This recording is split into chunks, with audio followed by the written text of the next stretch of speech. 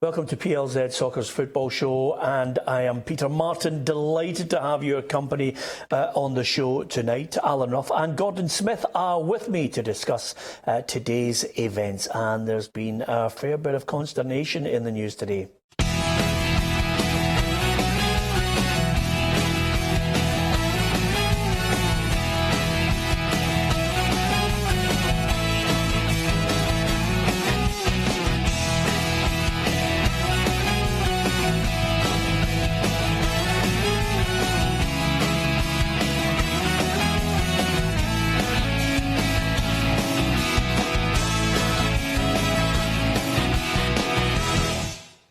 Yeah, lots to talk about. We'll get to the meat and bones of Peter Hartley's comments very shortly. But of course, there are two Europa League matches, one of them kicking off in the next few minutes, to be perfectly honest with you.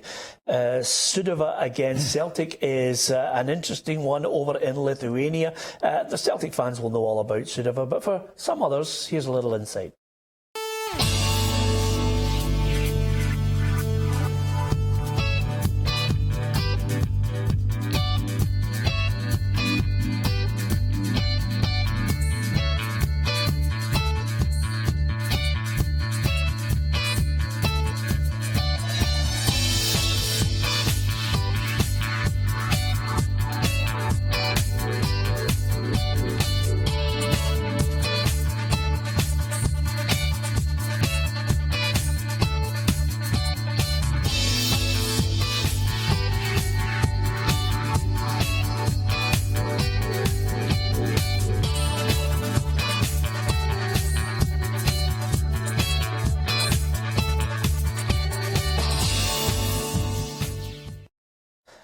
Well, they're slightly better, Gordon Smith, than they were all those years ago when Celtic defeated them 10-1. But should Brendan Rodgers' men feel confident?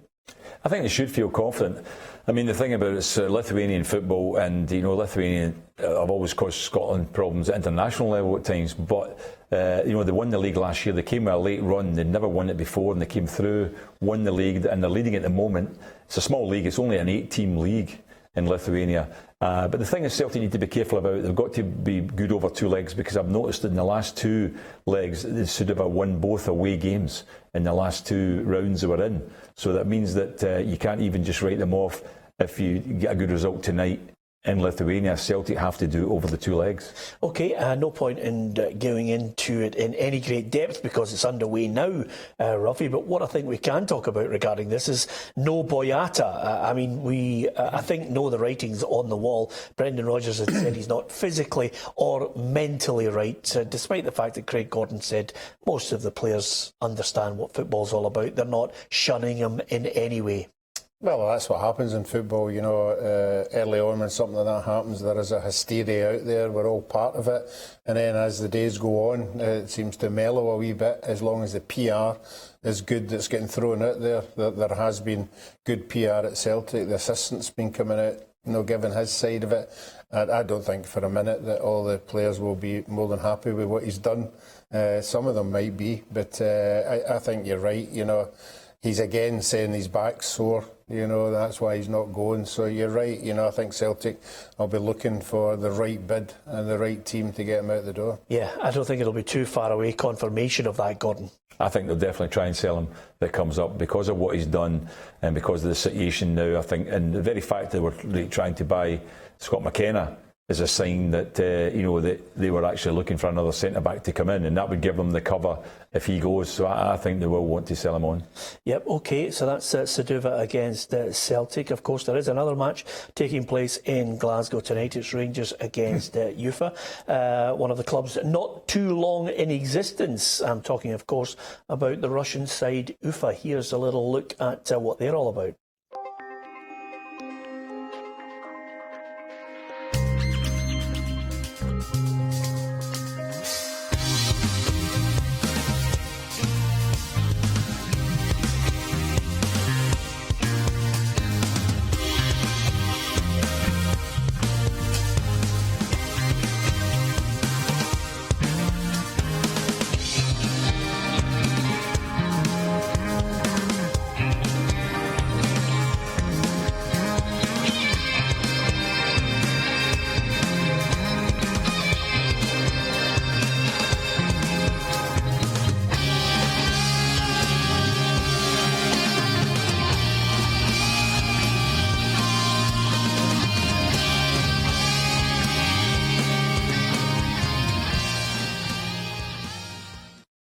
Okay, I'll be perfectly honest with you, Gordon Smith. Their form's not great going into this one, and despite the fact that there was a suggestion they might not even get here, I wonder if Rangers will be favourites over the two legs in this one.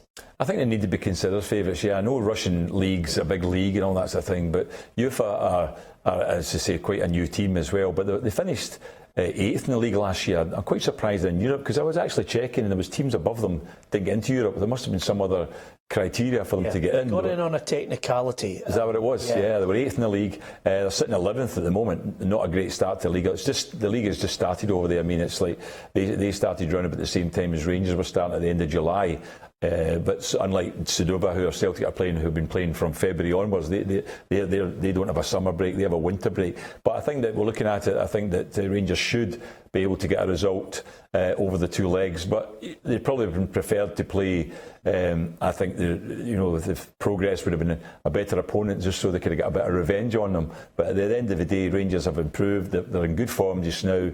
And this is a game or a competition where they should go through into the qualifying stages. Yeah, we talk about momentum and positivity. It's in abundance across the Ibrox at the moment, Ruffy. Yeah, that's what happens when you go on a wee win and run. You know, the confidence is there for everybody to see. They're scoring goals quite freely and not conceding. I would think tonight that they'll win quite comfortably. I think they'll be hoping they win quite comfortably, obviously, with that big game coming up round the corner. I think he'll want to possibly have all his best players available. We won't want to be picking up any injuries over these two European games, and he'll want to be at full strength against Celtic. Yeah. Over the two legs, would you guys be confident that Rangers and Celtic can get into the group stage? I think I'd be quite surprised and disappointed if they didn't both make it through, because I think they should at this level. They're better than the two teams they're playing, I think. Yeah, I think so.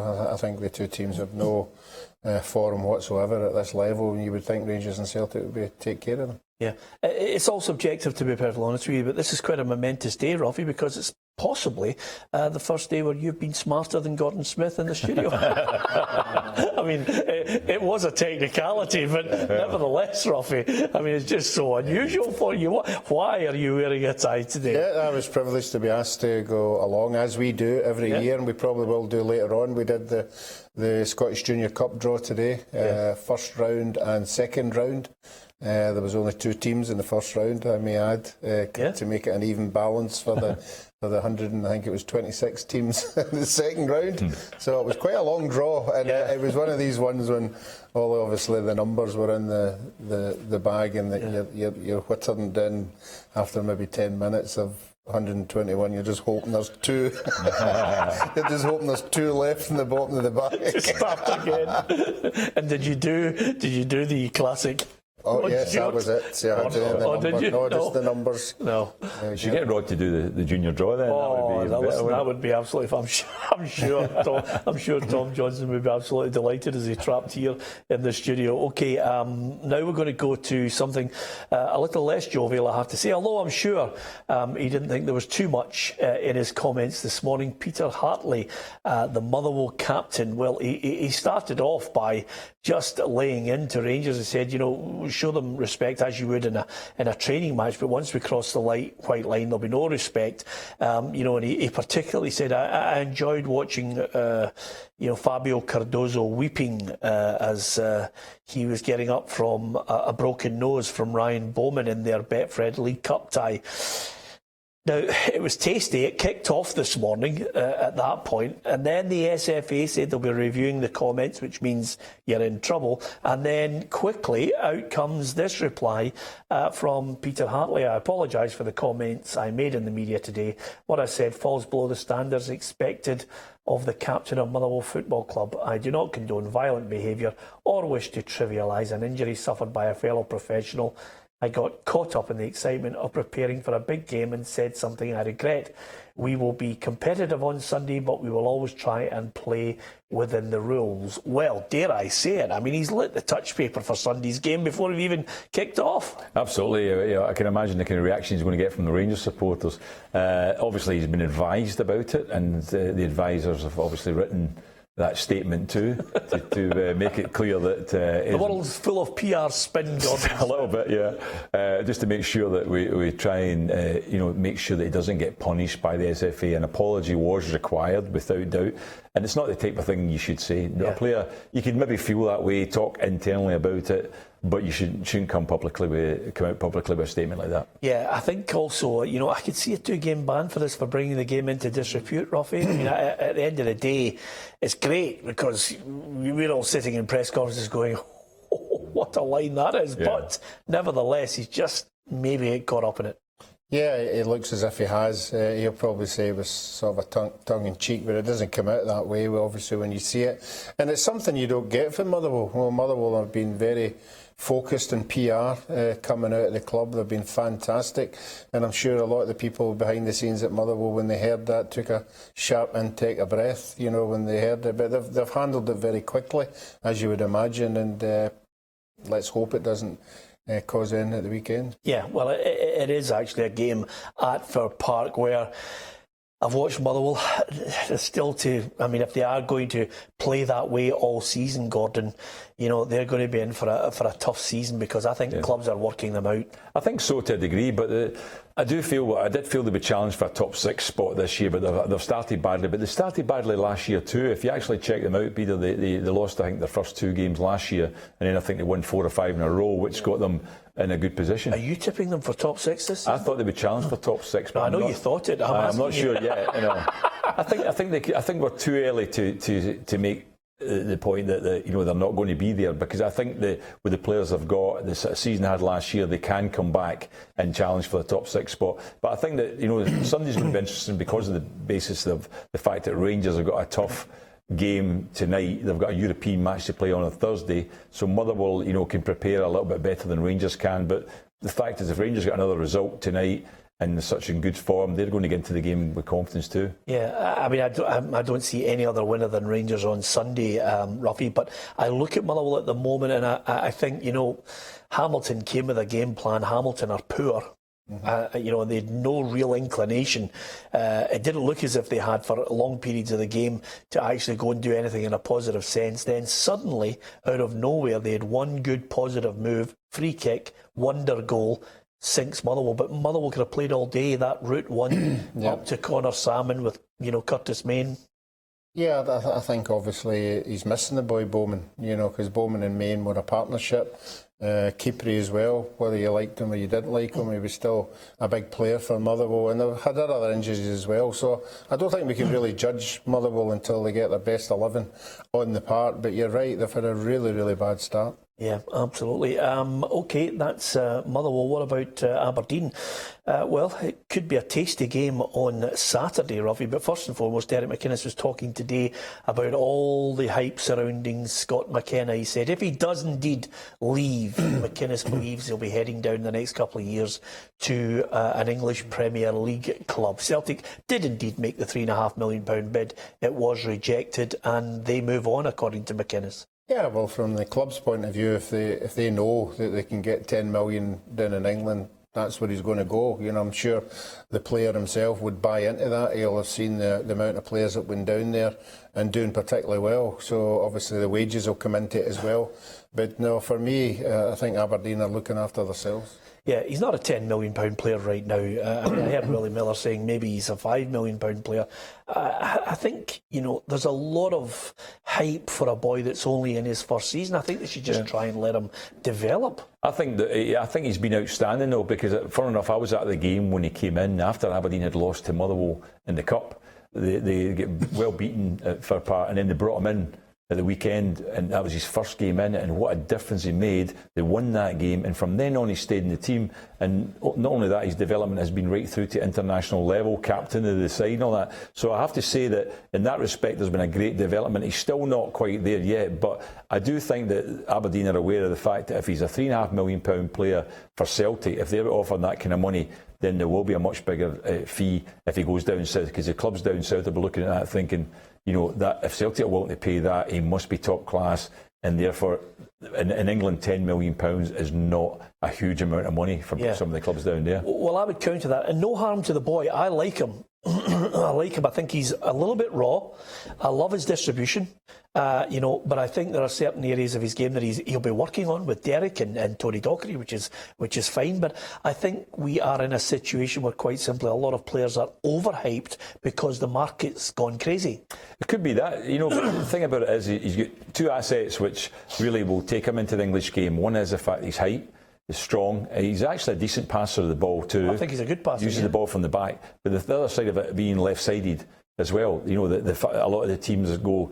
It's not always easy to find a good left-sided centre back that's got that kind of power and strength. He's only young, 21, so he can develop, he can improve. So I think therefore you're looking at also a degree of he might not be established as a top-class player yet, but his potential's there to get to another level, Peter. And I think that's why clubs will be looking at him thinking this boy could go to a higher level without doubt. Who's the best left-sided centre-back you've seen in British football in the last 20, 30 years? In British football? Yeah. I have one name in mind that was good with his left peg. Yeah. But you mentioned left-sided centre-backs, and it stuck in my mind. Christoph Berra's a left-sided player, isn't he? He's decent. Yeah. I did say to you, Great Britain, no disrespect to Christoph Berra before we get in Scottish football, you're saying, or British football? No, British football. British football. Left-sided, because you're automatically now thinking, who's left-sided? I mean, the one I had in my head was Terry Butcher. Mm-hmm.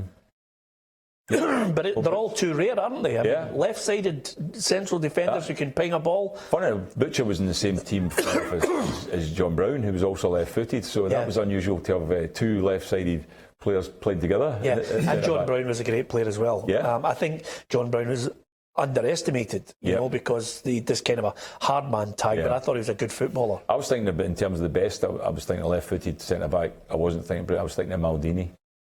Yeah. When he moved into centre-back, I thought he was absolutely tremendous. So he probably, if I was picking a world team of players, Maldini would be in it. Yeah, absolutely. Well, I'm not giving you that on a technicality because generally he played most of his career at left back. From Derek McInnes to the game, obviously, I'm looking forward to is Hibs Aberdeen at the weekend, Ruffy. But Neil Lennon's been talking ahead of that. He's just basically saying, listen, there's a lot of hype surrounding Rangers. I'm not buying into it. Apart from anything else, people think that Rangers are going to be the closest challengers to Celtic. Lennon's saying, they've got the spending power. They should be favourites to finish second, but calm your jets. There's a lot of proof to be delivered. Yeah, well, the big games will be the Aberdeen, the Hibs and the Hearts, particularly away from home. That's the games that Rangers have to stand up to. It's where they failed a lot of occasions last year. I mean, Hibs even went to Ibrox and won there. So I'm not too sure about Hibs yet. I think losing three players of that quality, and I've said it on numerous occasions, I thought the three of them were the top three midfielders in our league, on certain occasions. Yeah. So he's done particularly well up to now, missing the three of them, but he's brought players in, but these players still have to be tested at a higher level. But I'm sure Neil will hope, particularly the boy they got for Australia, maybe fill a wee void in there. He's certainly got enough players in his squad. Yeah. There's no doubt about that. I think defensively there's a weakness for Hibs at the moment as well. The boy McGregor, if he comes back, I'm a big fan of his. I think Hibs really miss him. I still think they need to sign a couple of players. I think so as well. They need him back. But I would disagree with Neil in one respect. I think if Celtic get a challenge this year, it's only going to be from Rangers. And that's my opinion on it. I don't think there's any of the other teams are capable of challenge in terms of squad and players. Rangers have spent money. They've improved the team without doubt. If there's going to be a challenge, it's going to be Rangers. Yeah, so the others, will Rangers be, so far ahead of the others? It's a sole second place for you? I don't know so far ahead, but I think that that's the only challenge that Celtic can get this year will be from Rangers. Okay. You agree with that, Ruffy? Yeah, I think Aberdeen, Hearts have strengthened with numerous of players, but I think we've not really seen a game that's been thrown in front of us to judge where they all are, a big game, against each other. And until that happens, it's going to happen at the weekend for two of them, obviously, and then it's going to happen next week with Rangers and Celtic. So after that, when we look at the performances on show, then we might get a better judge. Okay, Gary Holt is now the new Livingston boss. He's not interested in what happened with Kenny Miller. He's there, he's got the job, and he's going to try and do his best. I wonder if he'll come across in the next 5 or 6 or possibly 7 weeks, the same problems Kenny Miller came across. Well, I think Gary's been out of the game for a wee while now. I think he might put up with it a wee bit more than Kenny. You know, nobody likes to be out of a job. He's been given a chance. I believe he's been for a lot of interviews with a lot of clubs and not been successful. So no, he might just have to just sit and bear it for a year and then maybe hope things might change after that. OK, just before we finish tonight, it's 60 years since a certain Billy McNeill made his professional debut.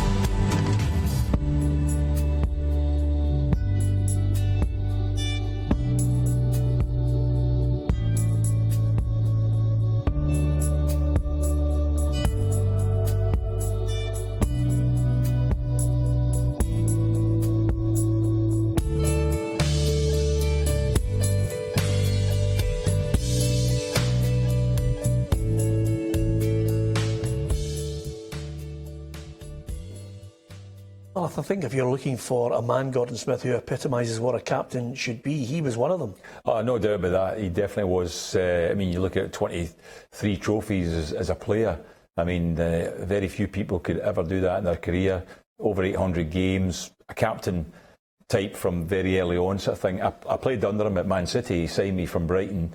And it was really enjoyable to play for him and all that, and I've always got on well with him. What a good judge of a player he was. He knew a player, you know. Tried to get me to Aberdeen as well. I didn't know that. They told me afterwards. I never knew it, but I think that, you know, from that point of view, it's so sad to see how he is nowadays. As we know, he's got health problems, but he was certainly one of these figures in the game who, when you talk about Celtic Football Club, you know, you can talk about Jockstein, but Billy McNeill comes into that category as legend. Yeah, I think the one thing of him walking out with the rest of the Lisbon Lions in Lisbon that night, you know, chest puffed out. You know, I don't think he'll have been worried about how the Italians were looking. You know, Jimmy Johnson and Bobby Murdoch may have looked at him and thought, what's going on here? But Billy just had that aura of self-confidence. Yeah, and he had it everywhere he went. You know, and Gordon's right. He did have an eye for a player because he signed me as well. That's a very good point, Ruffy. I apologise to you now. I forgot all about that. Yes, of course. But no, Gordon will tell you. I mean, even at Parkhead in the morning, we'd be sitting waiting in the training set. You were just sitting waiting and him come through the door, and he came through that door with that chest pumped out every day, and that's what legends are made of. There's an aura, but there's something when they walk in a door. Jockstein, Sir Alec Ferguson, Billy McNeill, that just says something. Just them standing there for what they've done in the game. Yeah, 60 years. The years have rolled past so quickly, but I'm sure every Celtic fan still regards him as the greatest ever captain in the club's history. 60 years, amazing. Anyway, let's keep our fingers crossed. On tomorrow's programme, we'll be talking about 2 positive results for Scottish clubs. Subscribe to our football show on PLZ Soccer's YouTube channel, and don't forget, you can get the programme on a podcast as well on iTunes. You can get it downloaded to your phone if you download our app as well. The podcast of the show every night. Thanks to Gordon. Thanks to Ruffy. Thanks for joining us on the football show. Good night.